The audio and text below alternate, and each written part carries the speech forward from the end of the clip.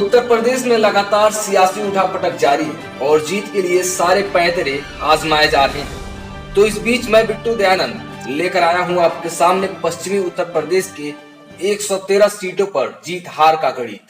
पश्चिमी यूपी में 116 विधानसभा की सीटें हैं और इन सभी विधानसभा की सीटों पर जीत हार के सियासी मायनों के चरणवार विश्लेषण में निकलकर सामने आया है कि सपा और भाजपा में सीधी लड़ाई है, लेकिन इन दोनों की लड़ाई में हाथी के कद को नजरअंदाज नहीं किया जा सकता। 113 में से 25 सीटों पर बसपा का वर्चस्व है और इन क्षेत्रों में हाथी साइकिल का रास्ता रोकते हुए नजर आ रही है। बसपा 38 सीटों पर मुस्लिम उम्मीदवारों को मैदान में उतारी है। सपा के भी मुस्लिम उम्मीदवार हैं जिनका सीधा टक्कर भाजपा से है। ऐसे में बसपा के उम्मीदवार इनके वोट में सेंध लगाकर पूरे समीकरण का पहलू बदल सकते हैं, जिसका फायदा बीजेपी को होता दिख रहा है।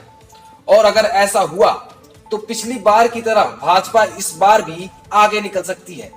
यहाँ बात सिर्फ 38 वोटों के मुस्लिम उम्मीदवारों की नहीं है, इसके अलावा बाकी के सीटों पर बसपा अखिलेश यादव का रास्ता रोकते हुए नजर आ रही है। इनमें से 25 सीटें ऐसी हैं जिस पर पिछली बार मायावती दूसरे नंबर पर थी और सीधे भाजपा को टक्कर दे रही थी। इन सीटों पर इस बार भी मुकाबला भाजपा से ही होगा। साथ ही आपको बता दें कि बसपा ने आज 54 उम्मीदवारों की लिस्ट जारी कर दिया है, जिसमें 7 मुस्लिम प्रत्याशी हैं और गोरखपुर में योगी आदित्यनाथ को चुनौती देने के लिए बसपा ने मुस्लिम प्रत्याशी ख्वाजा शमसुद्दीन को मैदान में उतारा है। इस सूची में मायावती ने 11 ब्राह्मणों को टिकट दिया है और साथ ही 6 महिला उम्मीदवारों को भी चुनाव में उतारा है। इस बार का चुनावी समीकरण पिछली बार से बिल्कुल अलग होगा, क्योंकि पिछली बार सपा और कांग्रेस का गठबंधन था, लेकिन इस बार सपा का गठबंधन राष्ट्रीय लोकदल से है। पश्चिमी यूपी में राष्ट्रीय लोकदल की अच्छी पकड़ है और इसी को देखते हुए भाजपा ने जयंत चौधरी को भाजपा से हाथ मिलाने का इशारा किया था, जिस पर जयंत चौधरी ने कहा था कि मैं कोई चवन्नी नहीं हूं जो पलट जाऊं।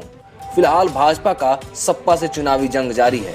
राजनीतिक मुद्दों से संबंधित हर खबर से जुड़े रहने के लिए देखते रहिए SKL न्यूज। धन्यवाद।